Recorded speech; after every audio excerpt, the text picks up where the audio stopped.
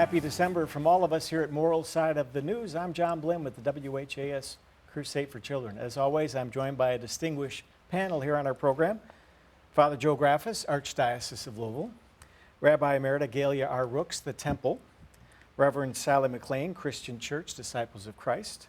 And Reverend Daniel Corrie Shull, Burnett Avenue Baptist Church. Welcome to you, panel. Our first topic, the Israel-Hamas war tops our news.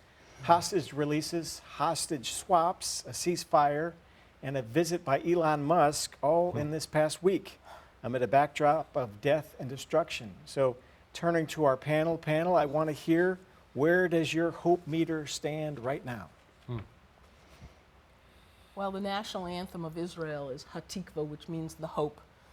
We are a people who kvetch a lot, but who hope a lot, who have for thousands of years never given up the dream of, that's the words in the anthem, Odlo Avda Tikvatenu. We have never lost our hope to be a free people in our own land. If only it were that easy, and obviously there are other people in that land as well. You know, you can just keep going back in history to find out who was kicking out whom and who's, but obviously the release of the hostages is so, thank God, just so wonderful. But for everyone who's released, there are more who are still there. A lot of people picked a hostage to be praying for, I mean, all over the world. People were doing that, and I chose a little 4-year-old girl because my grandson's just turned 4. They were both 3 at the time, and she didn't get out on Friday, and that was her 4th birthday. That was when the first group was released. She didn't get out on the second group, but the third group, she was finally released. She not only saw her parents murdered in front of her eyes, but her father's body fell on top of her. I don't know how she's ever going to get over that trauma, but it's just, I mean, at least now she's with people who love her. Her aunt and uncle are taking care of her, and I mean, there's just such tragic stories. On the other hand, there was as we taped this just this morning, there were 2 Palestinian Hamas committed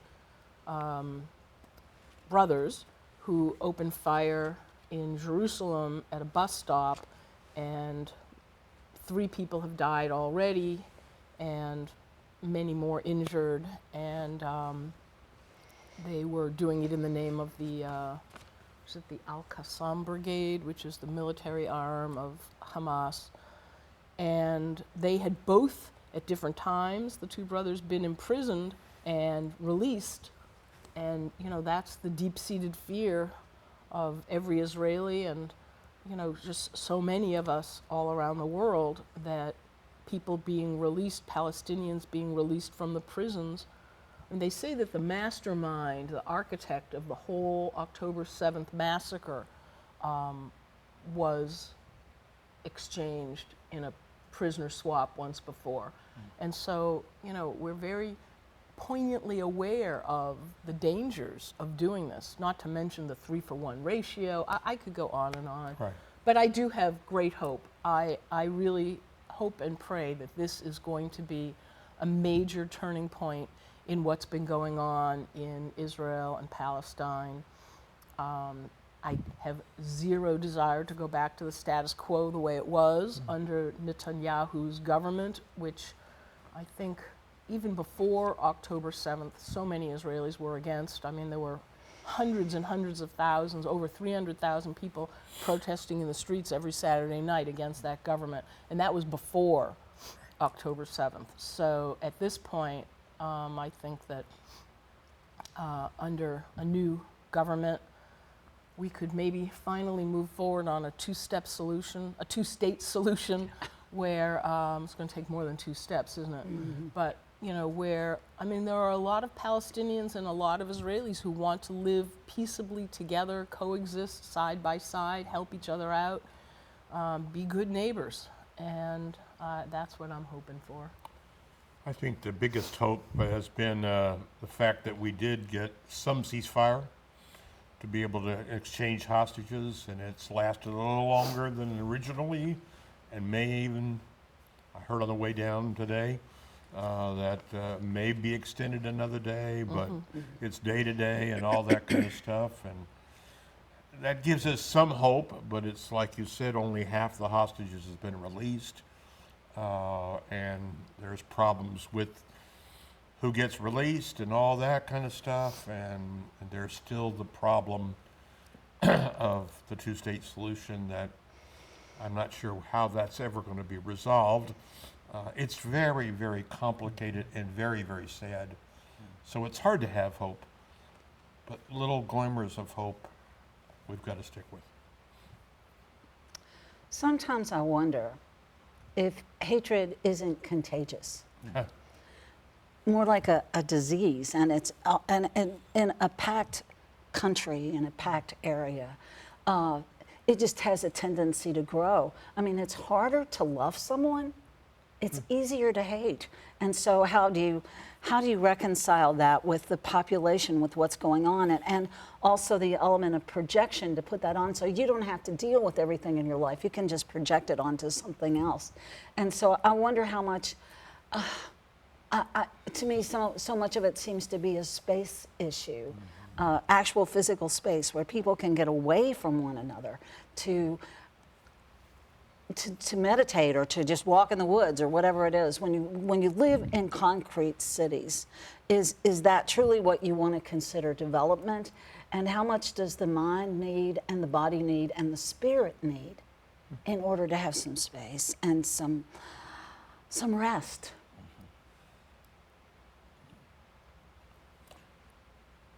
I think I'm holding on to hope, also holding my breath.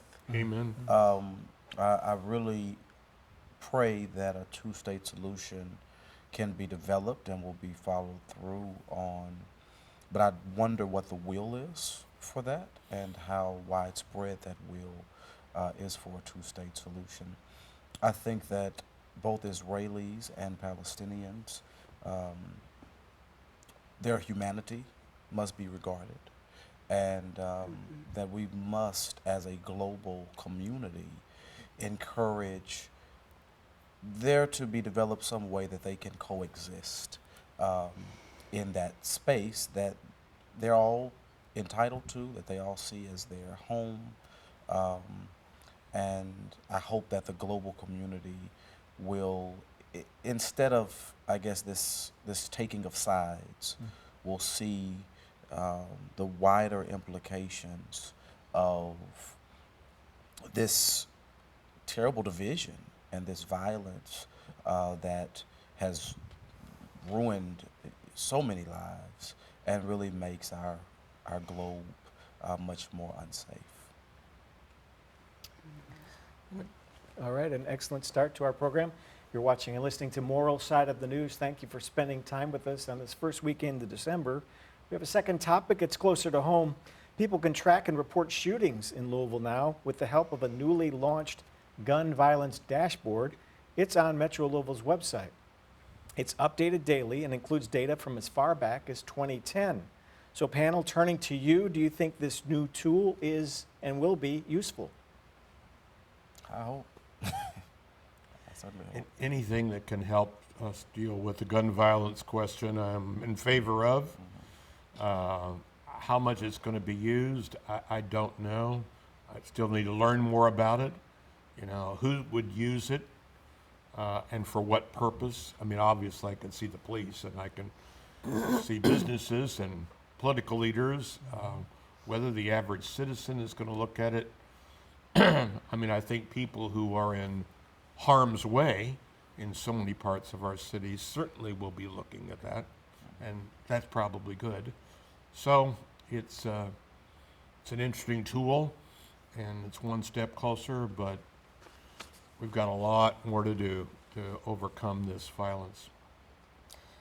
I always say the same thing whenever people say, oh, this and other, they're putting in metal detectors. And it's the guns. Yep.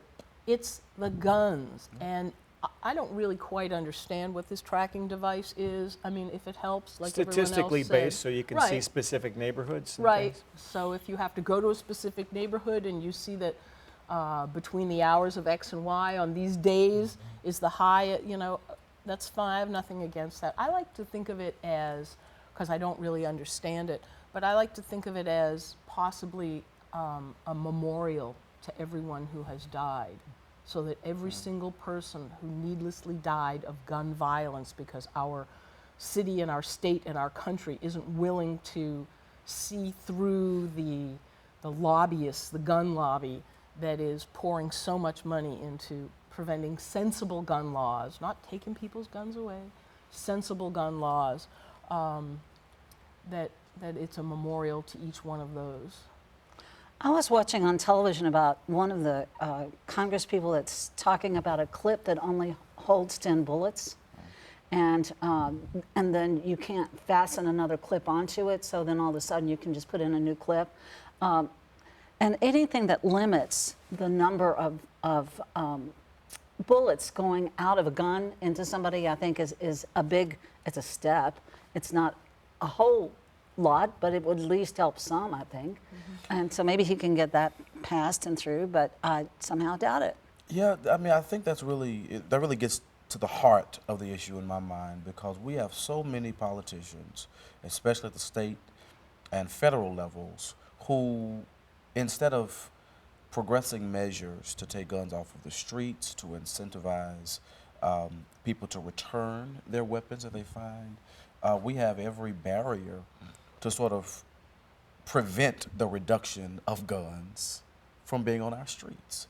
I think it's a deeply moral issue, and I regret that we now have so very many politicians in Frankfurt and in D.C. who don't have the moral courage or the moral clarity to pass meaningful legislation that will get the violence issue under control, that will get the guns off the streets, that will ensure that our communities are safer. So, you know, I think this measure will be okay, there are similar measures that have already been implemented here in the city. This will not be as effective as legislation that takes guns off the streets would be. And since this is Moral Side of the News, may we pray that the stony hearts of particularly Republicans would be turned into hearts of flesh, and may they understand the necessity of legislation that makes our communities safer through the ridding of our streets of guns. Amen. Are you saying that we don't live in the Wild West anymore? Is that what We you're do trying to say? not. Well, I'm sorry. Even though Some we people have- think they do. And you know what? But The they do. Wild West, They do. the Wild West, if you had a 6-shooter, that was a big deal. I mean, to me, and this is a very moral issue, Corrie, you're absolutely right. But, you know, these people who talk about, you know, the Fourth Amendment and the Second. Second Amendment. Sorry, Second Amendment rights. My head is, yes. The founding fathers, I mean, why do you need weapons of war on the streets of the neighborhoods of Louisville or any city in this country? Speaking of any city in the country, was it Portland? The shooter in Portland, they just found out that he had had a gun taken away from him before because, I mean, I'm beyond saying what does it take.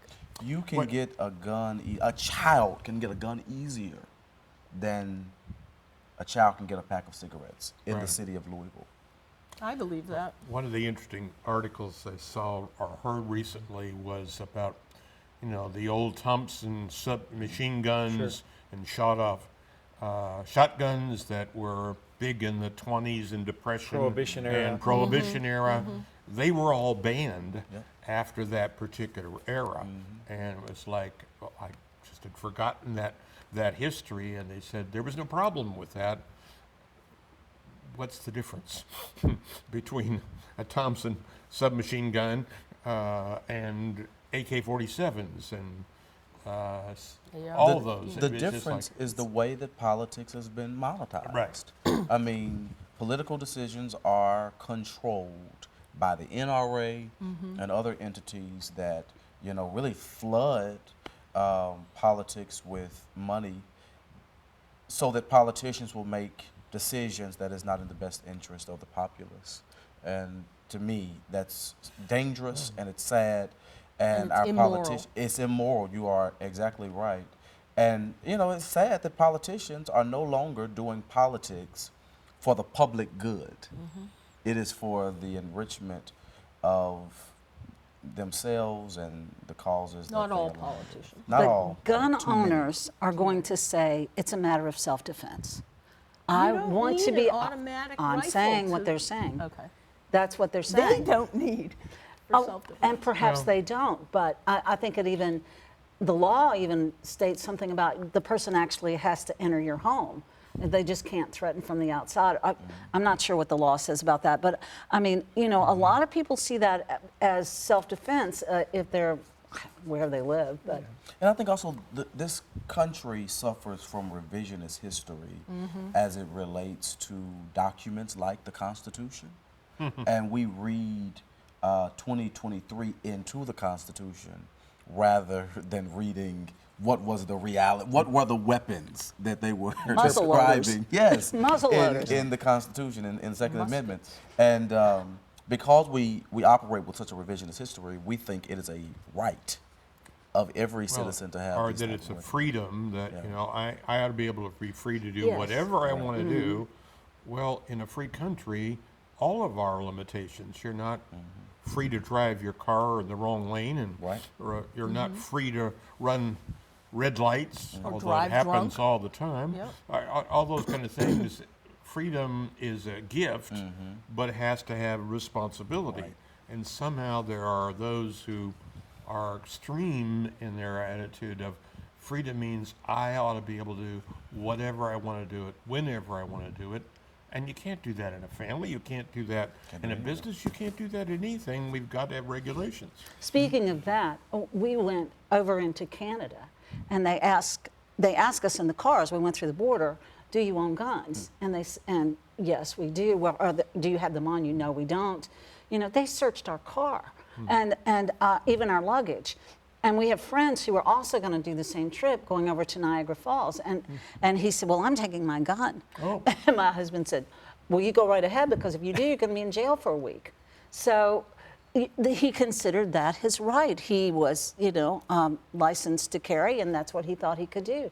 But you have to realize other countries don't have the same freedom or regulations that we have. So I have some friends, multiple friends actually, but the ones I'm thinking of at the moment, who are moving either to Portugal or Spain because of the rising anti-Semitism in America. And I'm like, you're going to Europe because you want to get away from... No, I mean, maybe at the moment things are, I don't even... Anyway, Ben said to me, you know what? They don't have the guns. People may hate me as much, but they're less likely to blow me away or, you know, just what. And what a sad statement. I mean, What's very interesting to me about Americans and the American political class at the present moment is they don't seem to take into account the best practices of other nations around the globe. It is as though we operate in a vacuum. We really do believe that we are a shining city set on a hill, and that no one else has improved us when it comes to healthcare, when it comes to public safety, and so many other things. I'm fascinated that seems to be education, yes, and it seems to be lost upon so many people that there are other places in the world that are infinitely safer than the United States of America, and maybe they have lessons to teach us. Some people think we're just proud and boastful, and that, you know, we're very, very arrogant. The rest of the well, world we have does. that too. Now We know often that too. don't know our own history, Yeah. little less the history of the world. Well, let's talk about history and maybe on a little humbler moment and recognize the passing of First Lady Rosalind No. Carter. Oh, yeah. She was put to rest this week, and President Jimmy Carter, age 99, was there alongside. If you saw the video or pictures this week, the Carters were married for 77 years. That's the longest marriage of any first couple in U.S. history.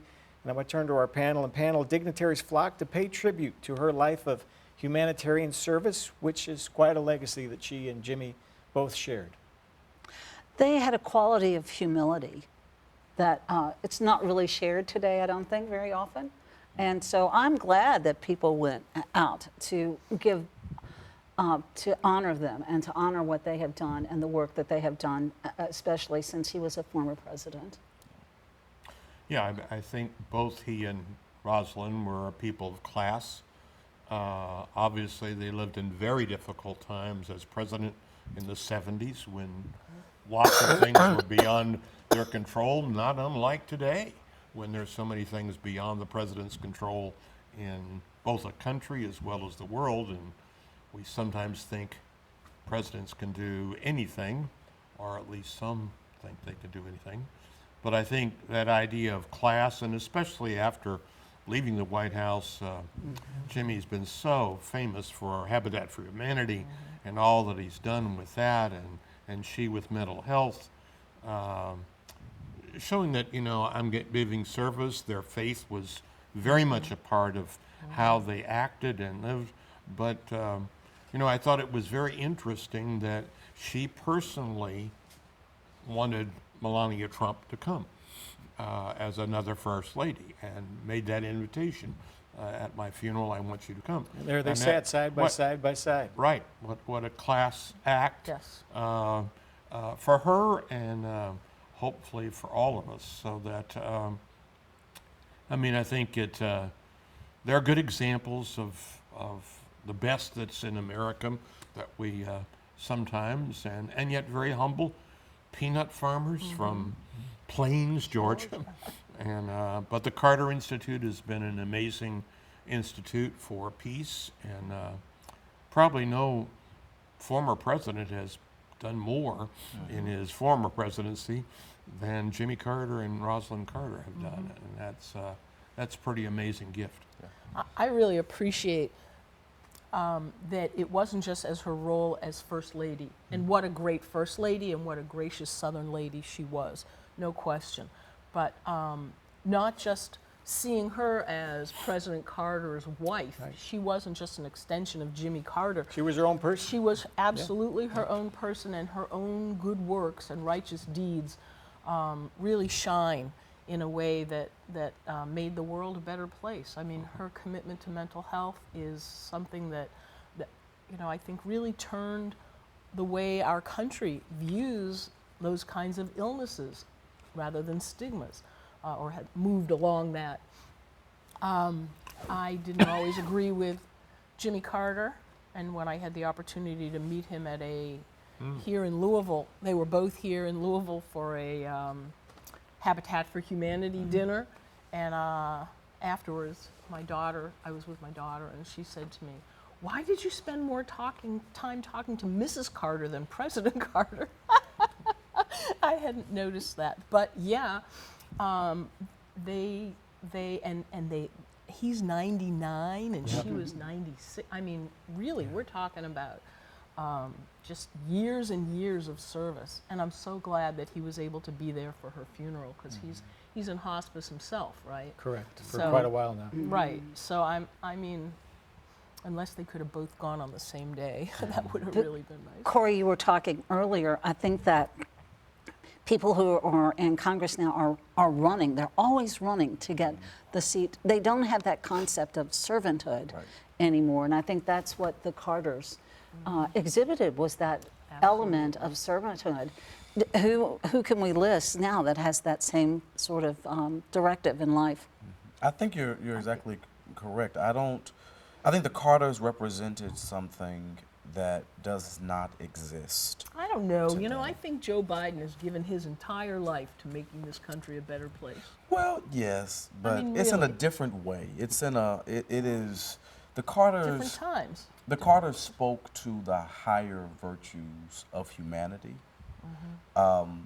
There was a humility in the way that they lived their lives, and there was a certain selflessness, even about his political career, that I don't think others have lived up to. Joe Biden, for instance, needs to not run for a second term as President of the United States of America, but because of his selfishness and his desire for power, he, at 81 years old, is seeking a second term, which does not speak to humility or selflessness or what is best for the Democratic Party or the nation. So, in my mind, that does not put him on the same pedestal as President Carter. Well, I want to tie with And our who would first you recommend? our first I was just subject gonna today. Jesus. Oh, Jesus. Okay. Our first Jesus? subject Well- today was about Three the minutes peace agreement, and remember that Carter Right. Yeah. was the one that was able to do that peace agreement back in the 70s. Lord knows we're a long way from that again. Yeah. But I mean, I think that again is another. No. I mean, we are a long way away, but a lot of what he accomplished Oh, is yeah. still holding. I mean, Egypt, and Right, I do think that those are lasting changes. And I want to throw one more word in for him about his work for free and fair elections around the yes, world. right. We need that now, right here. And we may I throw believe. one more thing in? Yep. It was, and he did so much to enrich and to progress our Baptist faith community. You know, so in the wide umbrella of Christianity, a part of a sliver of that family is those who are of the Baptist religious tradition, and sometimes we Baptists can be recalcitrant and stuck in our ways and refuse to be progressive. Only Baptists, right? I know, Never the yeah. Catholics, never the Right, Jews. right. Yeah, well, I can disciples. only speak for us, for we Baptists. But in 2008, President Carter was a part of calling together the diverse Baptist family and trying to rally Baptists around those issues that contribute positively to human flourishing. And I thought it was noteworthy that he was a president, he was not a preacher, but he cared so deeply about the public witness of his faith that he reached out and invited Baptists who did not always agree with him to the table to see if we could help carve out a better world. I was a part of the Southern Baptist community that I attended one class on Southern Seminary's campus, taught by Molly Marshall Yes. on feminist theology. Yes. Okay, the rest of it you can have. Now, I'm not Southern Baptist, I am National Baptist. Right. Oh, okay. I'm National Baptist. Well, let's applaud that. All right, one topic. We've got 1 minute left. True confessions here on Moral Side of the News, it sounds like today. Artificial intelligence is in our everyday use, and Merriam-Webster announced the word authentic as the word of the year. How do you feel about that word, and does it fit? We've got a minute left. I love the word. I think the more authentic we are with people and with our youth, the better we all are off. And I think sometimes we have not been authentic. I agree, and I worry about the whole AI and art. I mean, what used to be able to be done in Photoshop, now, you never know if what you see, what you hear, you got to be there. So 30 I seconds encourage left. You each people get a to word show in. up. Yeah, is it an oxymoron, AI and, Quickly. Authenticity. authentic? Corey, your last thought. 20 seconds. What an exciting future is before us. All right. Thanks for watching and listening to this edition of Moral Side of the News. Join us again next week, and happy Hanukkah this week as well. It starts Thursday. Have a great day.